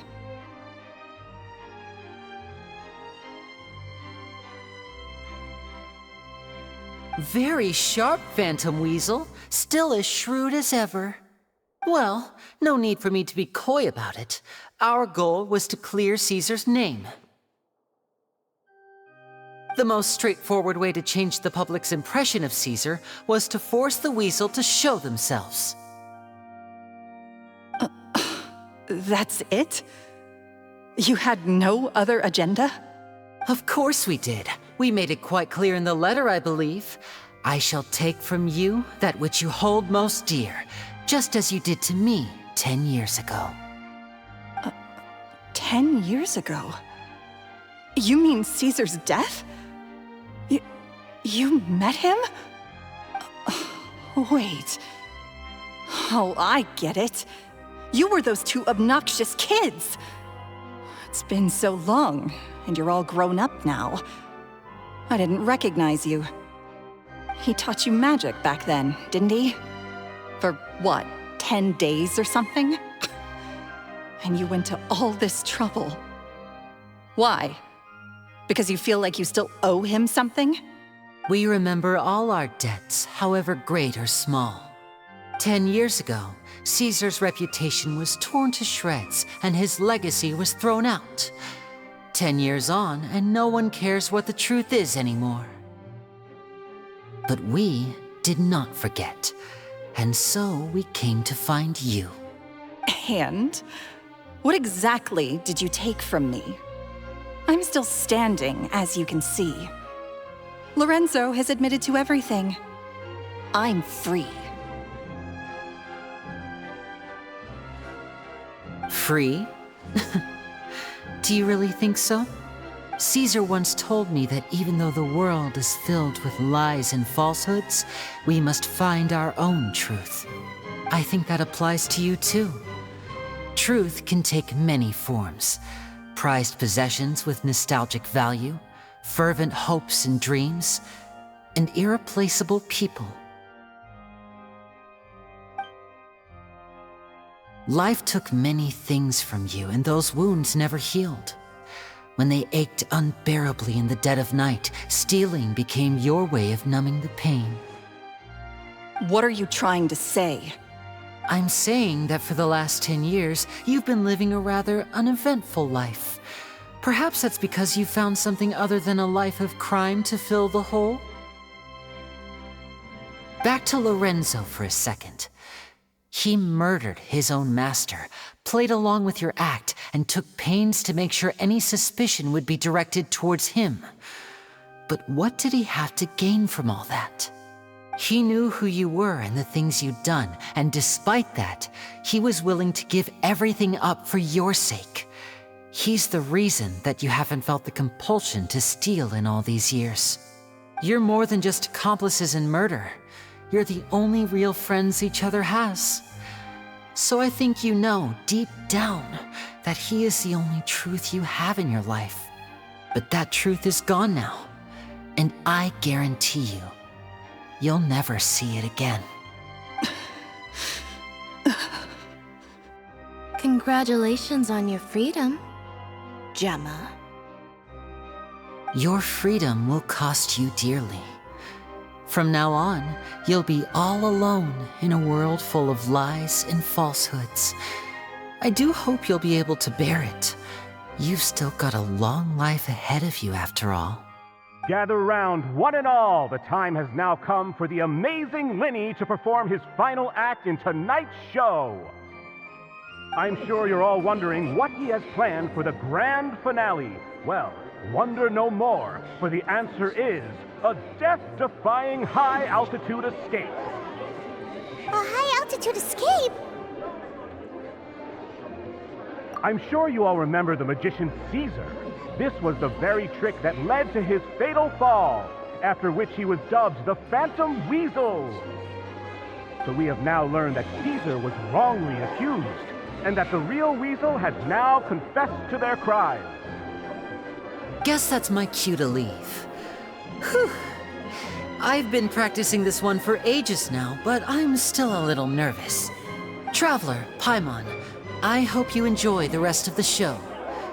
There may be a lot of people watching tonight, but you alone are my true witnesses.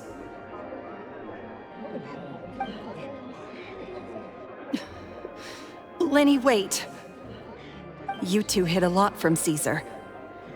He went to his grave without ever knowing your secrets. So what about now? Are you an open book? Or are you still the same as ever? You don't have to tell lies to end up isolated and alone. One day, you'll end up exactly where I am today. Maybe then you'll finally understand. You're wrong. I'm nothing like you.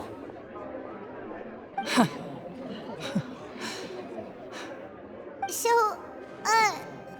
what are we, doing now? Like Linny said, when you're ready, let's head outside and watch the show. But what about Gemma? She'll figure out what's best for her soon enough. Oh, and if you'd like to see Linny after the show, you know where he'll be. The usual haunt. All right. Well, let's go and watch Linny's finale then. This trick's a pretty dangerous one, but he should be able to pull it off, right?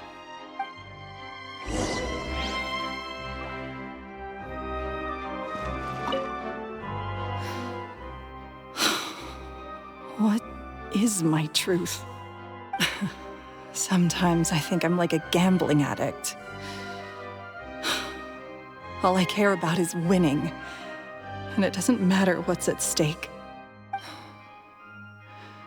By the time I come to my senses, I'm left with nothing. Oh, if I had my time again.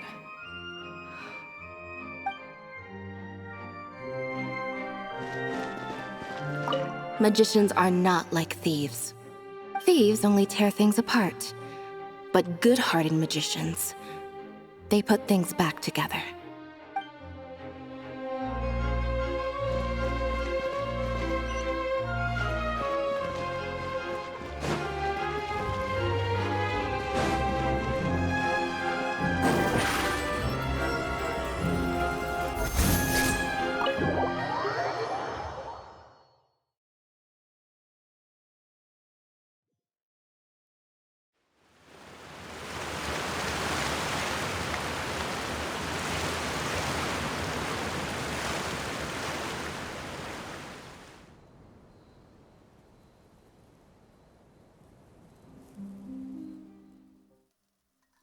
Magic should be mysterious, surprising, and defy logic. Magic is hard work. Every single movement has to be practiced thousands of times. It's alright. We're used to that.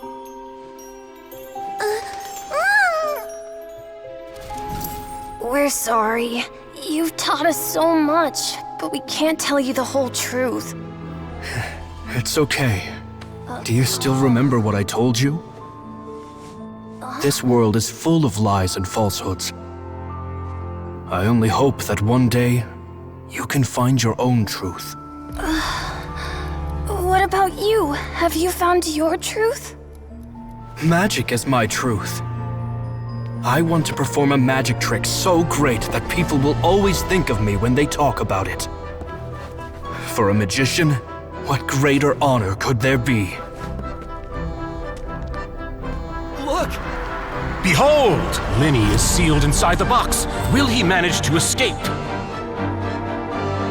10 years ago, Caesar attempted this very trick, and it was at this precise moment that...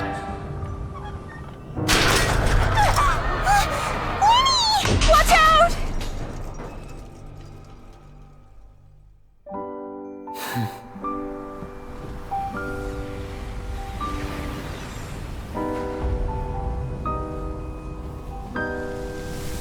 Mysterious. Surprising. And logic-defying. Isn't that right? This honor belongs to you, Caesar.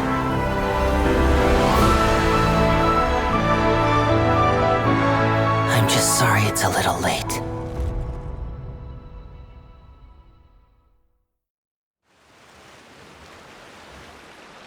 Did you see that? 1 minute he was falling, and the next, he turned into flowers. How could he possibly have done that? How mysterious. I didn't blink once. He just vanished, right in front of my eyes. What a heart-stopping magic show! This was really worth the trip. Caesar's name has finally been cleared, and Fontaine's new star magician Lynni has fulfilled a wish on his behalf. Oh, I couldn't ask for a better grand finale. It will make a great headline for the Steambird tomorrow, even if I do say so myself. Whew. Looks like everyone really loved Lynni's grand finale. Paimon doesn't see Lynni anywhere. Where'd he go? Oh, Lynette said he'd be waiting for us at the usual haunt. But, where is that? Oh, you mean the one where Caesar's buried? Yeah, that's probably it. This whole magic show kinda seemed like Lynni's way of saying goodbye to Caesar. So it makes sense that that's where he'd be afterward. Alright, let's go look for him there.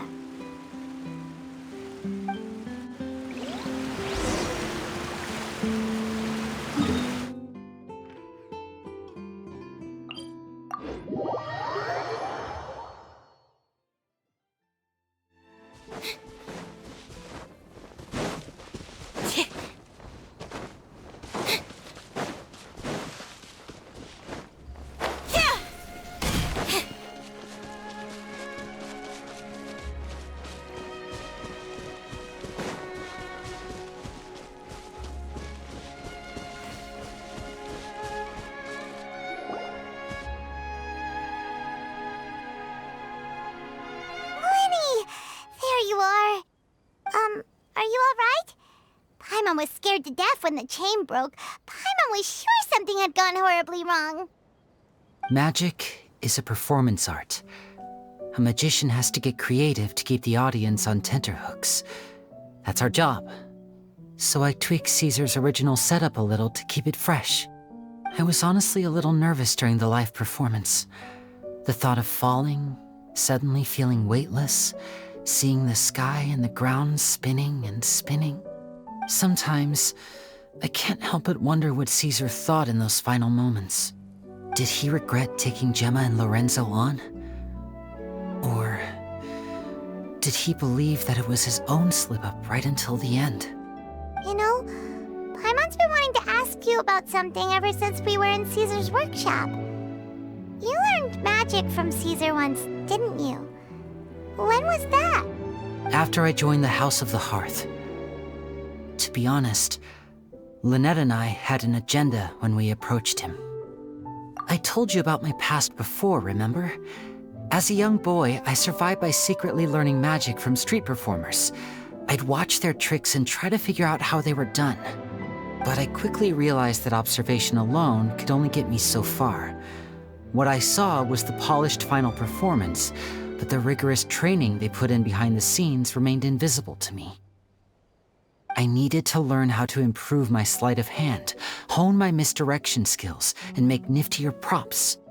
We were gifted enough that we'd made some progress by ourselves, but without proper guidance from a professional magician, we quickly plateaued. So that's why you sought Caesar out? Yes. We figured there was no harm in asking, but it took us by surprise that he was so willing to teach us. In all, we only spent 10 short days together, but he was very good to us. By contrast, we hid so many things from him. For instance, when he asked why I wanted to learn magic, I answered, "It's my passion." But in truth, there was already a lot more to the story by then. After being taken in by an aristocrat for our magic talent, then betrayed soon after, this was no longer about me doing what I loved. What amazed me was how the lie escaped my lips even as I was hesitating over whether to tell him the truth. Trust is a beautiful thing. Sadly, I'd forgotten how to trust by then. Lynni. Still worried about the way I feel? You really are a gentle soul, aren't you? But don't worry, I'm used to it now. From the mansions of the elite to the House of the Hearth, lies and selfishness have followed me and Lynette everywhere we go. After Caesar went on tour, we became busy with our missions. The next we heard of him was that he'd fallen to his death, and was now declared to be the Phantom Weasel. That night, I remembered his smile. But as I lay there, I didn't know what to say to him. To keep secrets is to put up walls. The longer you keep them up, the less you let people in. Then, one day, you look around and realize your life is like an empty auditorium after a show, full of seats once occupied by all the people who left. But I guess that's the price we have to pay. You only realize how much someone really meant to you when you lose them completely. That's why I was so confident this would hurt Gemma. Because I felt it for myself. Yeah, cheer up, Lynni. We've had to say our fair share of goodbyes during our journey, too. But whatever happens, Paimon always believes in what tomorrow brings. Delicious food, fun toys, and the traveler by my side. Paimon just needs to focus on things like this, and all the unhappy stuff goes right out the window. You know, Traveler, doesn't that kinda make you Paimon's truth? Exactly. It's the same for me and Lynette. We are the truest thing each other has in the world, and nothing can replace that. Life has taken plenty from us, like it did from Gemma. But at least it left us with each other. That's what gave us the strength to get through the darkest days. That's why the darkness never consumed me and why it never will. Maybe we live in the shadows too, but we remember every precious ray of light that shines through. All right, time to lighten this conversation up a little. What did you think of the show tonight? Were you happy with it? It was amazing! Paimon just wishes we hadn't been so distracted with the Gemma situation. We spent most of our time in the Opera House just talking and pretty much missed the entire first half of the show. Lynni, could you do just one more trick for us? Whoa, that's a bit of a tall order, I'm afraid. The show's just finished, so my sleeves are decidedly card-free right now. Aw, come on! Surely you can think of something. The Lynni Paimon knows can do anything if he puts his mind to it. Oh, all right then. I'll give it a go, but only because it's you. Watch closely. I have a flower in my hand. You liar! There's nothing in your hand! We ain't going along with this! Huh? My goodness, you're right. But I could have sworn I brought one here with me. Okay, try this. Count down with me. 3, 2, 1. 3, 2, 1. Now, have another look around. Maybe the flowers appeared somewhere else. Really? Let's see. Wow, there it is! Oh, this is a different flower from the last time, right? This one's called, oh yeah, a rainbow rose. But more importantly, Paimon has to know how the trick is done. Please, Linny, pretty please! Well, if you want to learn magic, you'll have to start by addressing me as teacher. Fine. Please, teacher, please! Since you asked so nicely, I'll share one little tip with you. Namely, the student of magic cannot solely rely on others being prepared to reveal their secrets. You have to observe, think, and find the answers for yourself. Is that it? Look at the time. We shouldn't linger here too long. Thanks again for coming to see my show. I bid you both good night. I look forward to seeing you again. All right, fine. See ya. Shall we head back now, too? Oh, Paimon can't wait to read The Steambird tomorrow. Paimon bets Linny and Caesar will be plastered all over it. Let's head to the Steambird's offices tomorrow morning and see what we can find out.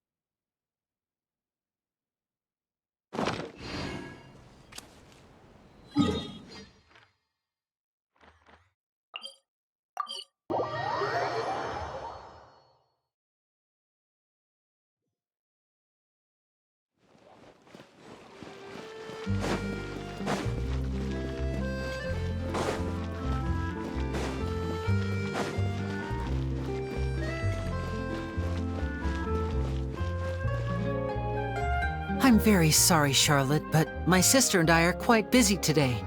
I'm afraid we'll have to decline this interview. Oh, please, Linny, I'll only take a moment of your time, if you would be so kind. Huh? What's happening here?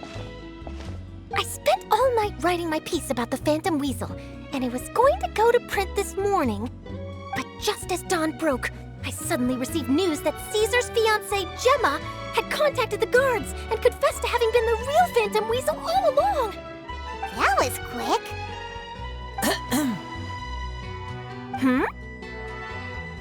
Too late, bro.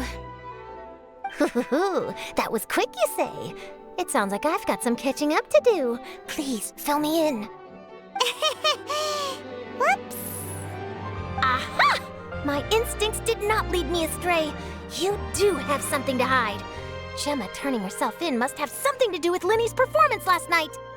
Maybe watching my high-altitude escape trick reminded her of a better time with Caesar, and she could no longer ignore the voice of her conscience. Okay then. Wait, no, there must be more to it. If that's all it took for her to have a change of heart, how did it take her 10 whole years? Well...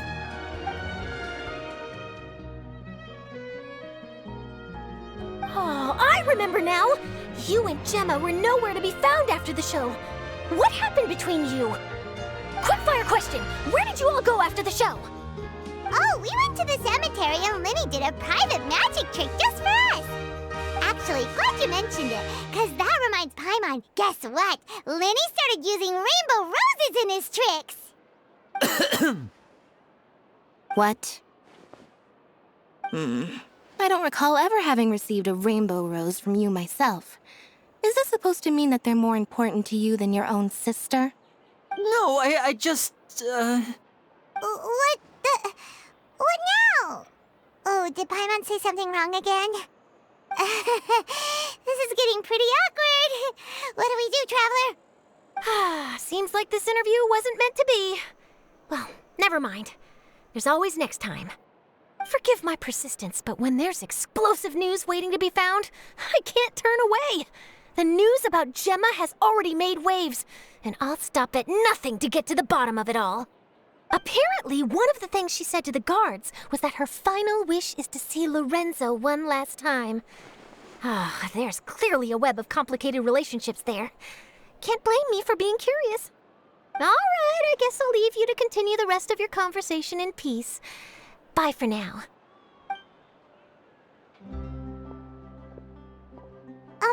Lynette? Paimon didn't mean to... Don't worry, I wasn't angry. I was just trying to distract her. Oh, really? Oh, thank goodness. You scared Paimon there. Phew. You and me both, Paimon. You and me both. At least it did the job, right? Please, take good care of that rainbow rose. I'd be really upset if you lost it.